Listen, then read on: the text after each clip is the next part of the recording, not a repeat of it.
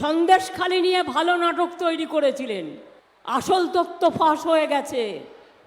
আমি অনেক দিন ধরেই আপনাদের বলছিলাম এটা পরিকল্পনা এবং বিজেপির তৈরি করা নাটক। আমি আজকে একজন সাংবাদিক আমি ঢোকবার পথে আমায় বলছিল এটা ফাঁস হয়ে গেছে। আমি এখনো ডিটেলসটা দেখিনি, আমি নিশ্চয়ই দেখব। কেন্দ্রের প্রতিনিধি মাননীয় রাজ্যপাল দেখছেন কীর্তি কারখানা, রাজভবনের কর্মচারীদের সাথে কি কাণ্ড করছে, মেয়েদের ডেকে নিয়ে গিয়ে মলেস্টেশন করছেন।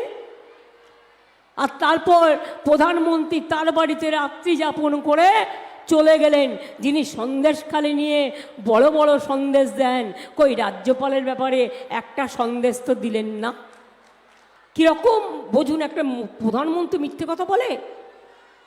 একটা বাচ্চা ছেলে যদি মিথ্যে কথা বলে, মা তাকে টেনে নয় দুটো থাপ্পড় মারে, পরে আদর করে দেয়। আর দেশের প্রধানমন্ত্রী যদি মিথ্যে কথা বলে, তবে তাকে কি বলতে হয়? কি বলবো?